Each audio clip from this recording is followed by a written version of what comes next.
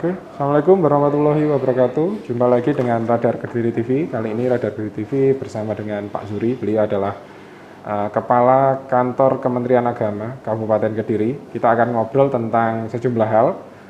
Karena kita sudah jaga jarak, kita akan lepas maskernya. Oke, selamat siang Pak Zuri. Selamat siang Mas Adi. Ya, kita akan ngobrol ini. Temanya yang hangat ini, sering dibicarakan di mana-mana. Saya ingin mengawali dengan bagaimana sih Pak Zuri ini ketika dunia pendidikan, gitu, dunia pendidikan formal begitu, itu lantas istilahnya dibandingkan dengan pendidikan agama, artinya bisa nggak terjadi keseimbangan antara anak sekolah formal tapi juga istilahnya diniyah kalau di Islam, sekolah diniyahnya atau pengetahuan tentang agama juga seimbang begitu. Bagaimana sih menjaga keseimbangan ini, Pak? Ya, terima kasih Mas Adi. Sekali lagi, mudah-mudahan bincang-bincangnya ada manfaatnya. Ya. Tapi ayo kita mengambil sebuah makalah yang diberikan spirit oleh para guru-guru kita, sampai makalah ini sampai sekarang pun belum punah. Gitu. Man arada dunya fa'alai bil ilmi, wa man akhirata fa'alai bil ilmi, wa man akhiratahuma fa'alai bil ilmi. Yang tidak lupa kalau artinya kalau kita pengen menguasai dunia, kita harus dengan ilmu. Maka ilmi. Yang kedua, malah kita pengen menguasai ilmu akhirat pun dengan ilmu. Gitu? Kalau pengen menguasai dua-duanya juga dengan ilmu. Ini luar biasa kan sebuah makalah ini yang diambil. Gitu? Maka kita harus bisa menerapkan dua-duanya. Contoh saya sendiri. Seandainya saya tidak ada sekolah formal, tidak pernah SD, tidak pernah ke pesantren, mungkin saya tidak pernah dipanggil Mas Edi untuk membicarakan masalah agama. Tidak akan masuk PNS, karena syaratnya itu. Ini satu sisi, ini mohon maaf, tapi mudah-mudahan. Maka ketika kita mempunyai ilmu fisika yang notabene, ilmu fisika, ilmu matematika, tapi kalau tidak diimbangi dengan ilmu agama, ilmu Islam, saya yakin mungkin barangkali terjun ke itu tidak ada. Karena apa?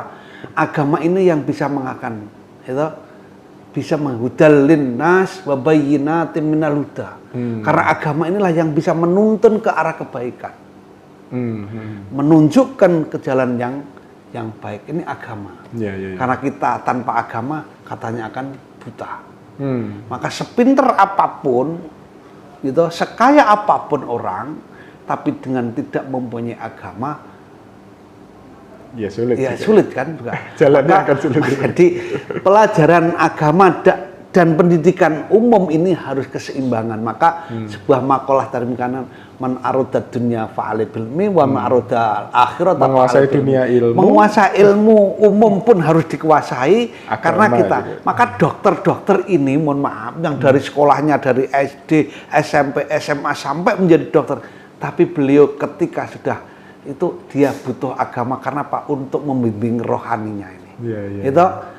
Fisik kita sehat tapi rohani tidak sehat, lemas Pak juga. Lemas juga kan? Sampean makan tanpa minum? Nah, ya toh. Kata dokter perbanyaklah minum. Tapi banyak minum juga malah kenceng terus. Nah, ini satu sih, maka rohani kita keseimbangan ada. Maka Mas Adi tadi menyampaikan sejauh mana pendidikan umum dengan agama harus balancing, Mas. Maka ketika kita ada madrasah secara formal, ada SMP, ada SD, ini ibaratnya fastabiqul khairat. Harus berlomba-lomba tapi menuju ke arah yang baik juga. Boleh anak Pak Sedi di umum, tapi jangan lupa dibelajarkan agama ke guru-guru agamanya kita. Karena apa? Besok kelak, ya ingatlah, mungkin barangkali saya mohon maaf, ketika kita melihat takziah orang yang meninggal dunia, siapa yang mentalkin? Apakah guru matematika?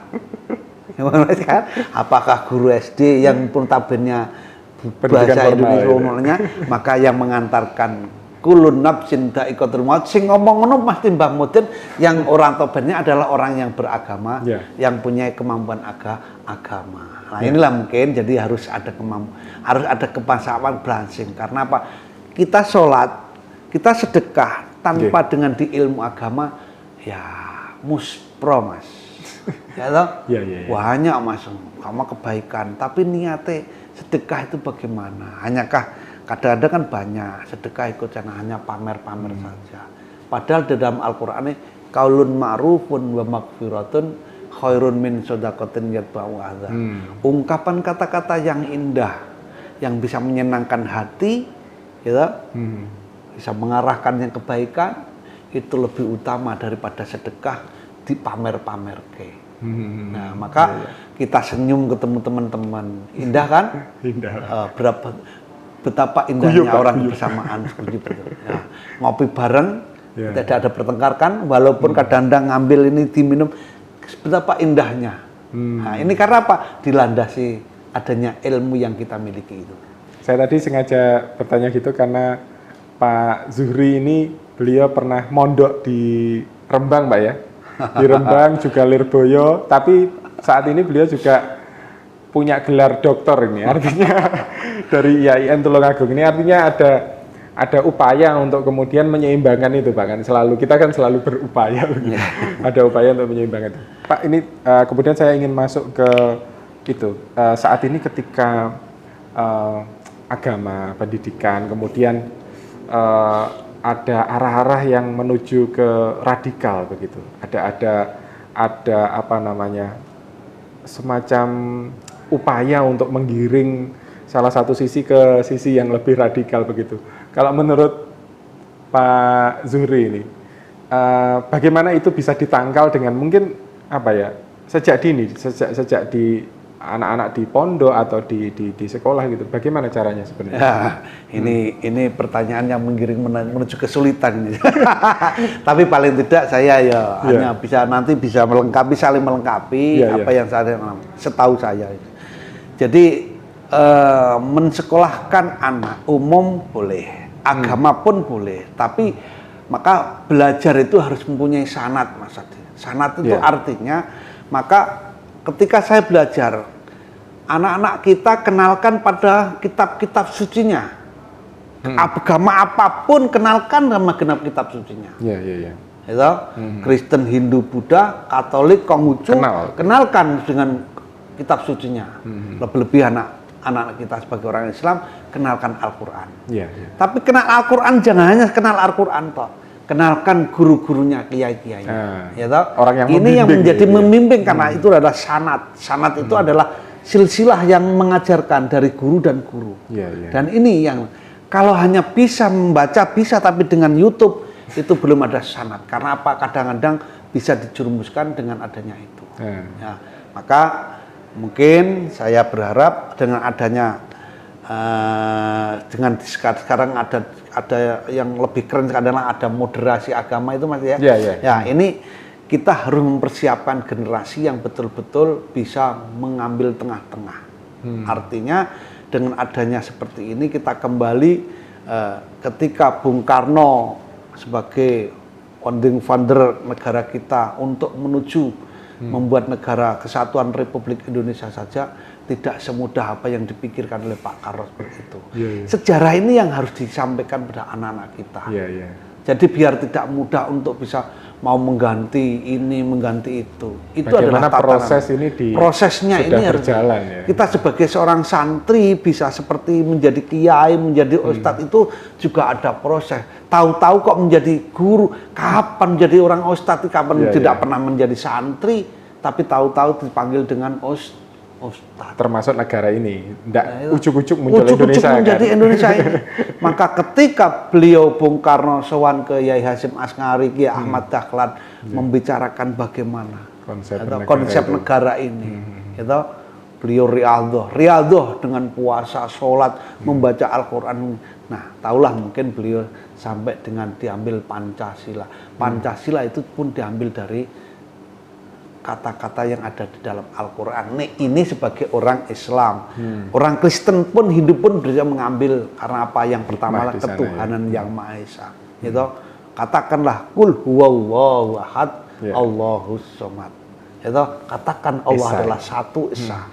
Siapapun agama apapun pasti mengatakan Tuhan adalah satu dan tidak akan beranak dan tidak akan dianak-anakan. Maka ketika kita pahamkan semuanya ini, saya yakin Pancasila ini hanya satu saja. Saya nggak menerangkan jauh kabeh. Nanti saya takut salah. Tapi paling tidak komitmen kebangsaan harus kita tanamkan kepada anak-anak kita, dilandasi dengan membaca Al-Quran dan hadis kalau itu bunga. Tapi bagi anak-anak yang belum paham, maka saya sampaikan tadi sejak awal kita panjang-panjang, boleh-boleh saja generasi-generasi sekarang itu sekolah di Mesir, di Amerika, di Syria, di negara dimanapun lah. Tapi pulang itu ilmunya diterapkan, tapi jangan ada kata-kata ingin merubah negara kesatuan Republik Indonesia ini. Karena prosesnya sebenarnya sulit. Sulit prosesnya ketika itu. Boleh belajar di mana-mana, tapi karena kita harus cintai kesatuan negara kesatuan Republik Indonesia ini. Artinya tadi saya tertarik dengan sejarah itu harus disampaikan juga ya kepada anak-anak kita lah, anak-anak penerus, generasi penerus. Jangan sampai lupa sejarah gitu. Wah, ya kalau yang namanya belajar umum agama itu susah, sulitnya seperti apa? Contoh, ketika saya mempelajari ilmu nahwu sorof, suruh ngapalkan, belum ngapal alfiyah, gitu. Qala Muhammadun wa ibnu Malikin alfiyah. Ya Allah, ndak apal saja ditutuk tangan saya gini. Tapi sekarang maka kita guru saya dulu menunggu tapi ndak ada masalah. Tapi ketika sekarang anak-anak kita keras tidak akan masuk karena memang metodenya kita sudah berbeda. Tapi semuanya apapun kemanfaatan yang kita miliki itu kita telurkan. Mudah-mudahan sedikit banyak memberikan yang terbaik itu akan menjadi jariah kita semuanya. Karena apa? Ya kita harus memberikan yang terbaik bagi kita semuanya. Artinya dengan lebih banyak pengetahuan tentang masa lalu, misalnya proses tentang negara ini berkembang, dibentuk begitu, generasi penerus ini bisa tahu betapa semuanya sudah melalui proses panjang dan mungkin bisa disebut berdarah-darah begitu ketika zaman itu melawan penjajahan, kemudian berdialog dengan banyak suku dan kerajaan di zaman itu, dan prosesnya tentu nggak ujuk-ujuk lah tadi, nggak tiba-tiba kemudian menjadi Indonesia. Dan kalau sekarang ada yang berniat mengganti dengan paham-paham yang orang banyak menyebutnya sebagai paham radikal begitu, itu yang mungkin harus diberi pemahaman ke generasi penerus itu, Pak. Ya, iya Mas Adi, memang betul. Contoh salah lah, mungkin sejarah Indonesia ya. Ya. Kalau kita melihat negara yang lain, Arab Saudi bisa pecah menjadi berapa negara. Tapi kenapa Indonesia bisa menyatukan dari kerajaan ke kerajaan menjadi negara kesatuan Republik Indonesia? Yang banyak ya, kerajaannya banyak. Dari suku-suku bahasa menjadi bahasa satu, bahasa Indonesia. Bahkan sekarang pun masih ada masih gitu ya, ada peninggalannya. Nah, kalau kita masih dekat saja kerajaan Jogja, istimewa Kejogjaan. Tapi ketika poro-poro sesepuh, poro dulu ini mengatakan negara kesatuan Indonesia berlandaskan Pancasila, Bhinneka Tunggal Ika, dan Undang-Undang Dasar 45, ikut semua langsung saya siap mendukung dan menjadi negara kesatuan Indonesia. Walaupun toh sekarang menjadi Gubernur Istimewa Yogyakarta, tapi tetap dalam kesatuan negara kesatuan Republik Indonesia. Aceh, dulu juga kerajaan, gitu. Berapa? Palembang juga kerajaan. Mungkin Mas Edi tapi bisa lah. Bisa negara kesatuan Republik Indonesia. Maka inilah yang harus kita pelajari bersama. Kalau dulu bisa menyatukan, nah kalau kita belajar lagi juga mensejarah lain. Pakistan juga pecah, orang Islam. Syria pecah. Karena apa? Ya kesamaan ini tidak ada yang mengawal untuk bisa menyatukan dan bisa memahamkan ini semuanya. Kita kembali Al-Qur'annya, kembali kepada kitab-kitab sucinya, saya yakin semua agama akan memberikan pengayuman semua. Silahkan kamu beragama apa saja, bekerja itu sebagian dari pengamalan Artinya tadi juga harus seimbang antara pengetahuan formal tentang sejarah dan sebagainya, juga pengetahuan agamanya gitu harus dalam juga gitu. Jadi keseimbangan itu ya. Iya, jadi bekerja Mas Adi dan teman-teman ini bekerja seperti ini dapat apa? Bisaroh atau gaji untuk siapa? Untuk keluarga kan? Keluarga. Nah, untuk menjalankan keluarga kan, dan untuk menambah imun kita. Iya. Tanpa ini apa? Maka itu pun sebagian pengamalan dari agama. Kerja pun ibadah. Kerja ibadah itu pun pengamalan agama. Kita bercengkerama, kopi, dan ada mungkin obrolan-obrolan yang bermanfaat, itu pun sebagian pengamalan ibadah. Saya yakin agama Islam sholatnya di masjid, agama Kristen di gereja. Agama yang lain ada di pura, ada yang di kelenteng. Itu merupakan salah satu kebinekaan tunggal ika yang dibawa negara kita. Berbeda-beda tapi tetap satu tujuan, untuk memberikan kemaslahatan, memberikan kemakmuran, bebas gitu. Soal sampean Mas Adi dengan saya bebas pendapat itu juga nggak apa-apa, apalagi beda pendapatan. Nah, pendapat aja beda, apalagi pendapatan. Ini kan tapi tidak ada masalah. Tapi tetap Mas Adi dengan saya darah sama merahnya, gitu.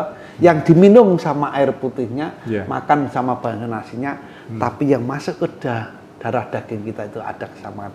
Maka kesamaan inilah yang harus dijaga untuk menuju kesatuan Republik Indonesia. Maka anak-anak kita yang saat ini diguncang dengan adanya yang menginginkan khilafah, sampai orang saja tidak mau hormat bendera.